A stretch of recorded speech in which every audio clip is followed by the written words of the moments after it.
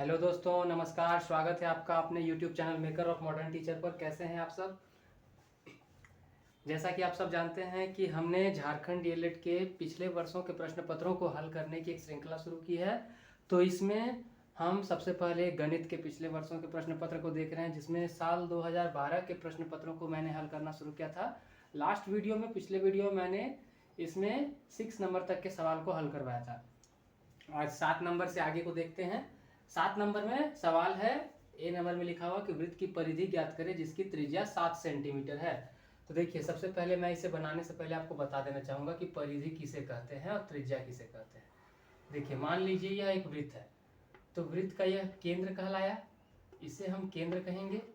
और यह जो चारों ओर खींची गई रेखा है, ये गोलाकार ही परिधि कहलाती है।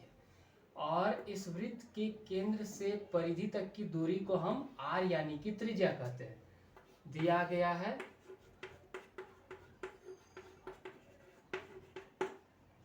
त्रिज्या यानी r बराबर 7 सेंटीमीटर। अब चूंकि सबसे पहले बात करते हैं हम वृत्त की परिधि। वृत्त की परिधि का सूत्र होता है 2 पाई r।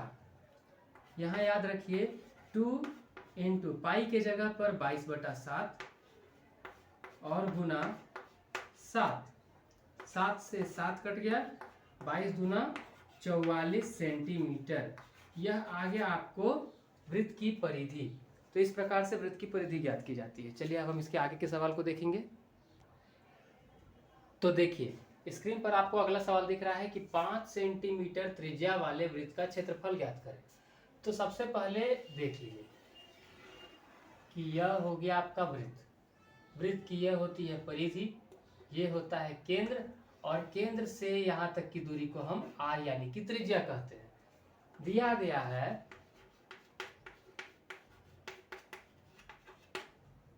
त्रिज्या यानी r बराबर 5 सेंटीमीटर। अब चूंकि वृत्त का क्षेत्रफल क्या होता है, वृत्त का क्षेत्रफल बराबर पाई r स्क्वायर। अब इस पर आप बैठा दीजिए 22/7 गुना 5 गुना 5। देखिए 22 पचे 110, 110 पचे 550 बटा में 7। यह कुछ पॉइंट में निकलेगा, चाहे इतना भी सेंटीमीटर लिखा जा सकता है आंसर। और अगर पॉइंट में निकालना चाहे तो आप इसको भाग देंगे। 7 सत्ते 49। देखिए कैसे भाग दिया था,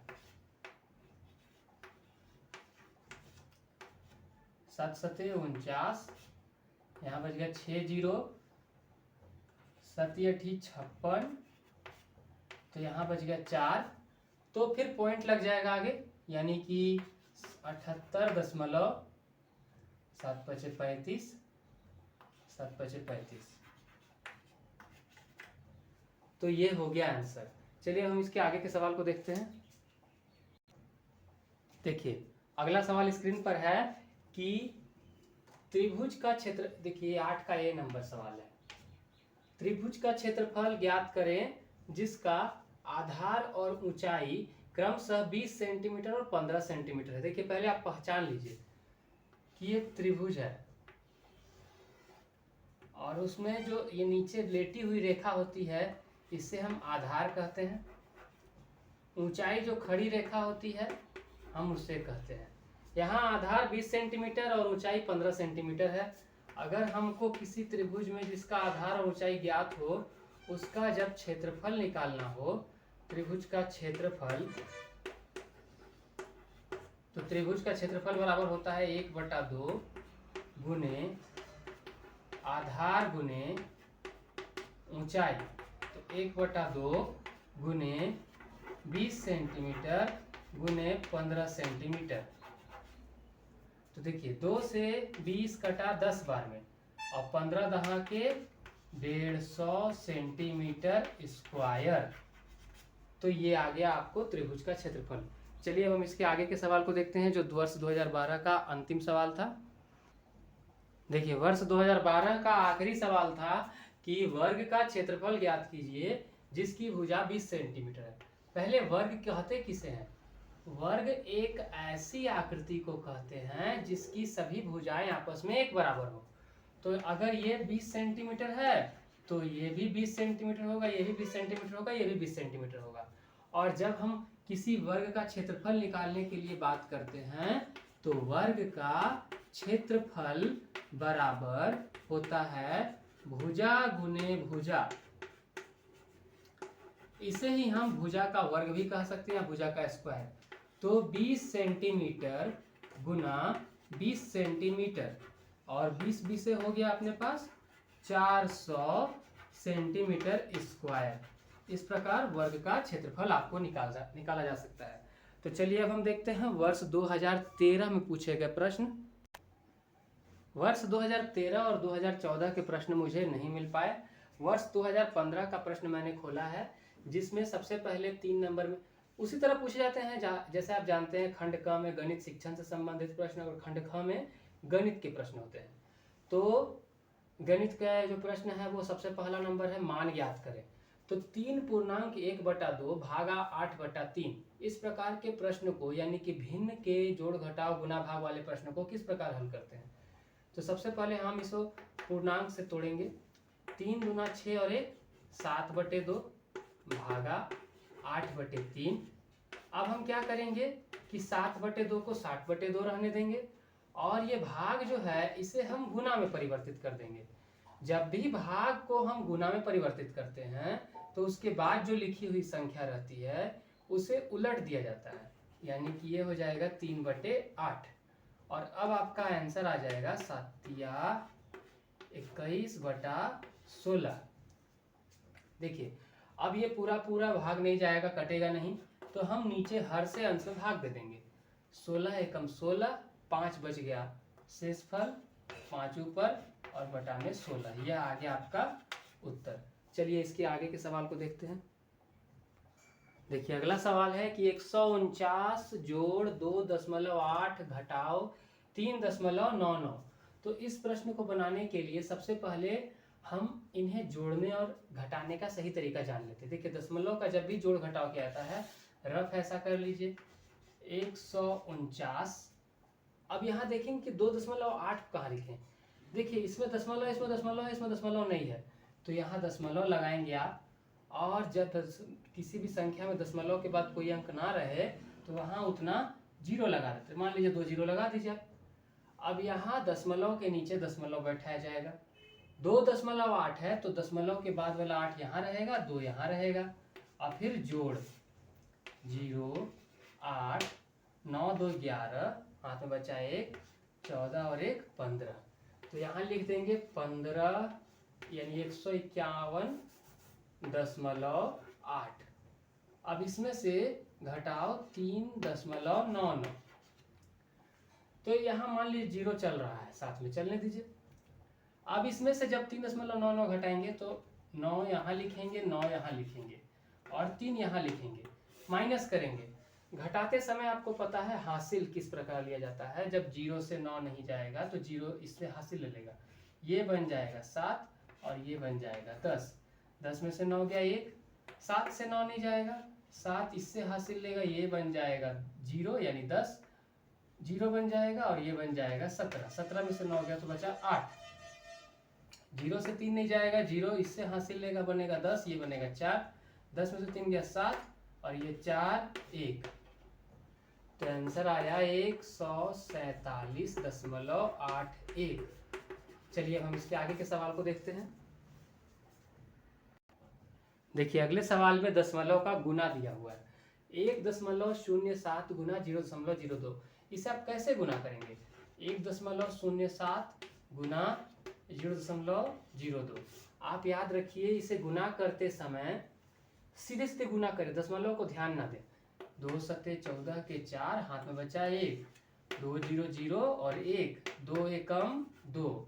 इसके नीचे कट कुट 0 से लगाएं 0 0 0, फिर 0 से 0 0 से 0 0 से 0 जोड़ दीजिए 4 1 2 0 0। अब यहाँ दशमलव कितने अंकों के पहले गिनिए, 1 2 3 4, 1 2 3 4, जितना अंक वहाँ है उतना ही अंक यहाँ गिन करके हम दशमलव लगा देंगे और आंसर आपका बन जाएगा 0.0214। तो अब हम इसके आगे के सवाल को देखते हैं। देखिए अगला सवाल है कि m² घटाओ 10m जोड़ 24 का गुणनखंड निकाले। लास्ट वीडियो में भी हमें इस तरह का एक सवाल मिला था, यानी कि वर्ष 2012 में। तो लगता है हर वर्ष इस तरह का एक सवाल रिपीट हो रहा है। तो गुणनखंड निकालने के लिए मैंने आपको बताया था कि सबसे पहले हम क्या करते हैं, इसके m² माइनस 10m प्लस 24 इसमें प्रथम और अंतिम पद में गुना कर दिया जाता है। हम यहाँ लिख देंगे 24m²। अब इस 24 को दो भागों में गुणनखंड करके तोड़ दिया जाएगा। लिखा जा सकता है 2 गुना 12 24, 3 गुना 8 24, 24 गुना 1 24। यहाँ 3 गुणनखंड का जोड़ा निकलता है। अब इस जोड़े में से कौन सा जोड़ा बीच वाली संख्या के साथ किसी तरह के संक्रिया करने पर बैठता है, मतलब कि क्या 2 और 12 को जोड़ने पर या घटाने पर 10 आएगा, या 3 और 8 को, या 24 और 1 को। हम ध्यान से देखते हैं तो हम पाते हैं कि 2 और 12 से 10 निकलेगा। तो हम वही काम करते हैं कि m²। अब यहाँ का चिन्ह बड़े वाले के साथ लगेगा, यानी कि माइनस 12m। ध्यान देना है 12 से 2 घटाने पर 10 आया है, इसीलिए अगर ये माइनस है तो दूसरा वाला प्लस हो जाएगा, प्लस 24। अब क्या करेंगे, यहाँ एक जोड़ा यहाँ एक जोड़ा, इन दोनों में से जो भी मिला हुआ है और इन दोनों में से जो भी मिला हुआ उसे बाहर निकालेंगे। यहाँ दोनों में m नजर आ रहा है, अगर m² में से m निकल गया तो 1 m बचा, 12m में से m निकल गया तो 12 बचा। ये दोनों के दोनों आपको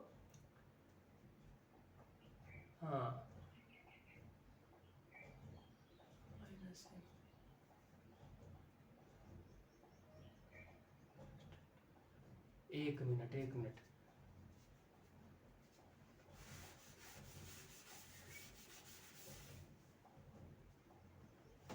m² माइनस 10m प्लस 24।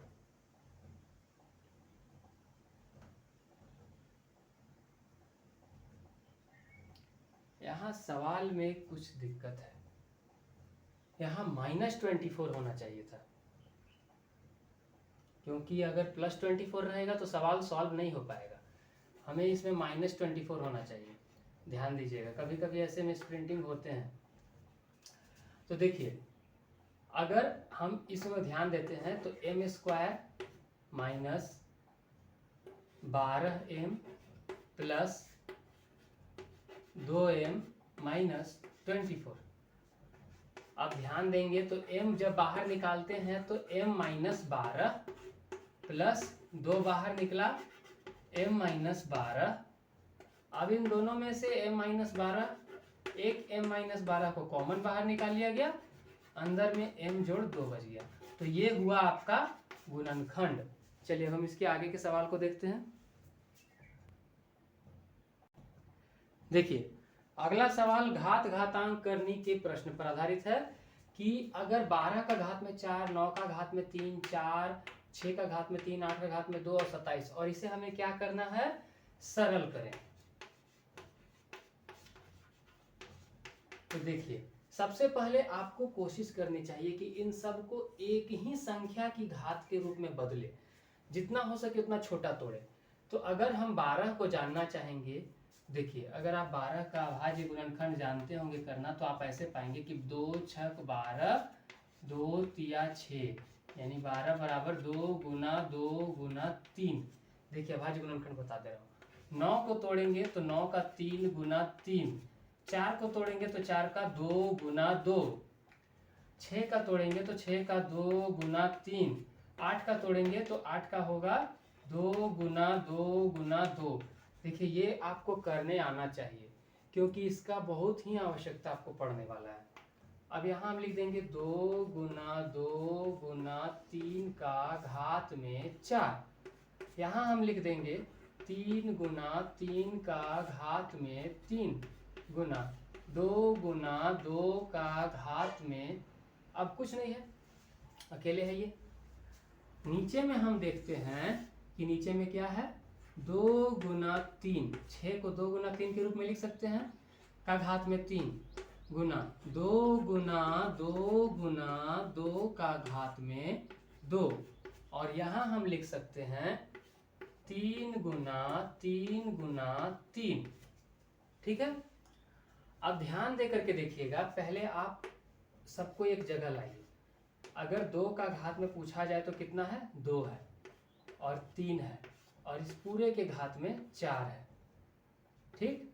यहाँ अगर पूछा जाए तो 3 का घात में 2 है और उस पूरे के घात में 3 है। यहाँ पर 2 का घात में 2 है। उसके नीचे में देखा जाए तो अब देखिए, इसे आप खोल सकते हैं। कैसे खोलेंगे, अच्छा ठीक है, अभी ऐसे ही रखते। 2 गुना 3 का घात में 3, यहाँ 2 कितना है, 3 है, यानी 2 का घात में 3 और उसके घात में 2, यहाँ कितना है, 3 का घात में 3। अब देखिए मैं इधर मिटा रहा हूं आपको।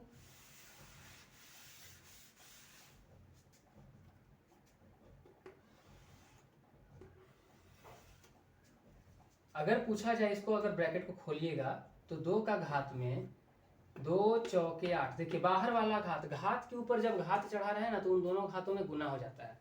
2 चौके 8 गुना 3 का घात में 4 गुना 3 का घात में 2 तिया 6 गुना 2 का घात में 2। फिर उसके नीचे क्या है, 2 का घात में 3 गुना 3 का घात में 3 गुना 2 का घात में 6 और 3 का घात में 3। आपको पता होना चाहिए, मैंने अभी बताया था कि जब आधार की संख्या यानी नीचे की संख्या एक समान हो तो ऊपर वाले घातों का गुना होने पर जोड़ होता है और भाग होने पर घटाव होता है। अगर ऊपर वाला देखा जाए तो ये वाला गुना होगा, यानी कि जुड़ जाएगा। 2 का घात में 8 जोड़ 2 बन गया 10। इधर क्या होगा, 3 का घात में 4 6 बन गया 10। उसके नीचे 2 का घात में 3 6 बन गया 9, और यहाँ पर 3 का घात में 3 3 बन गया 6। अब हम देखेंगे 10 में से 9, क्योंकि ये भाग है तो घटेगा, तो 2 का घात में 1 लिखिए, चाहे नहीं लिखिए कोई दिक्कत नहीं, और गुना 10 का घात, यहाँ 3 का घात में 10 है, 3 का घात में 6 है, 10 में से 6 चला जाएगा, 3 का घात में 4। अब इसे आप सॉल्व कीजिए।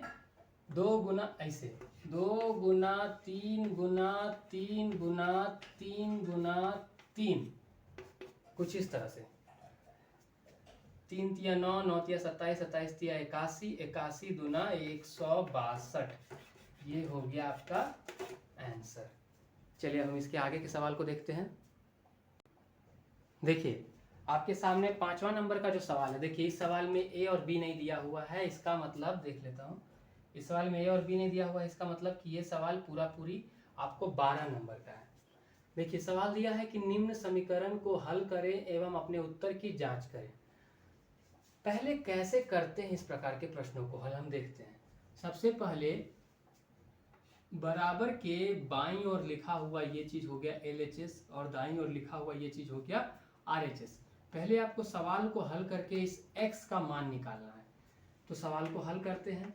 हल करने से पहले कुछ समानता लेके आते हैं। इसके नीचे कुछ नहीं है तो 1 है, इसके नीचे कुछ नहीं है तो 1 है, तो सबसे पहले ऊपर वाले को हल करते हैं। ऊपर वाले को हल करेंगे तो 3 और 1 का लसा कितना आ गया, 3 आ गया। 3 से 3 एक बार में, और 1 से ऊपर में 2 में गुना तो 2x। नीचे के हर को लसा निकाल करके यहाँ लिख दिया गया, और हर से भाग देने पर जितना बार में गया उसको हम ऊपर वाले अंश में गुना कर दिए। 2 एकम 2x जोड़ 1 से 3 में भाग दिया गया, 3 बार में गया, 3 एकम 3 फिर उसके नीचे उसी प्रकार से 4 और 1 का लसा निकाल लिए तो यहाँ हो गया 4, 1 से 4 में गया 4 बार में तो 4x, 4 से 4 गया 1 बार में तो 1 एकम 1 बराबर 5/3। देखिए अब हम क्या करेंगे, इसको इधर और इसको इधर भेजेंगे तो कैसे जाएगा, ये पूरा समझिए कि एक संख्या है और ये पूरा समझिए कि एक संख्या, ये जाएगा 5 से गुना होगा और ये जाएगा 3 से गुना होगा। तो ऐसे होगा कि 2x जोड़ 3/3 और गुना हो जाएगा 3 से बराबर 4x जोड़ 1/4 गुना हो जाएगा 5 से। पता चल रहा होगा यहाँ 3 से 3 कटेगा, यहाँ नहीं कटेगा। हम आगे लेंगे, क्या करेंगे कि अब यहाँ तो कुछ बचा नहीं तो सीधे सीधे 2x जोड़ 3 लिख दिया जाएगा। यहाँ गुना करेंगे 5 चौके 20, x जोड़ 5 एकम 5। देखिए ये सिर्फ एक में नहीं गुना होगा, दोनों में गुना होगा। 5, अब यहाँ नीचे 4 उतर गया, अब इसके नीचे कुछ नहीं है तो बटा में 1 माना गया। तिरछा तिरछे फिर समान गुना होगा, जब ये इससे गुना होगा तो कुछ इस तरह लिख दिया जाएगा 2x जोड़ 3 गुना 4 बराबर, यहाँ लिखा जाएगा 20x जोड़ 5 गुना 1। अब इसे हल करिए, 2 चौके 8x जोड़ 4 तिया 12 बराबर 20 एकम 20x जोड़ 5। x एक तरफ कर लीजिए, मान लीजिए इसी तरफ ले गए तो 20x में से घट गया 8x, क्योंकि इधर प्लस में तो इधर आके माइनस में, और इधर आ गया तो -5 जोड़ 12। तो हमको क्या उत्तर मिलता है, यहाँ मिलता है कि 12 में से 5 गया तो 7 और यहाँ 20 में से 8 गया तो 12x। इसीलिए x का मान कहा जा सकता है, गुना का 12 भाग में चला जाएगा तो 7/12 x का मान। अब हमें इस उत्तर की जांच भी करनी है। आप यहाँ तक देख चुके होंगे, तो अब इसके आगे मैं आपको उत्तर की जांच करने जा रहा हूँ। यहाँ लिख दे रहा हूँ x बराबर 7/12। चलिए अब उत्तर जांच करते हैं।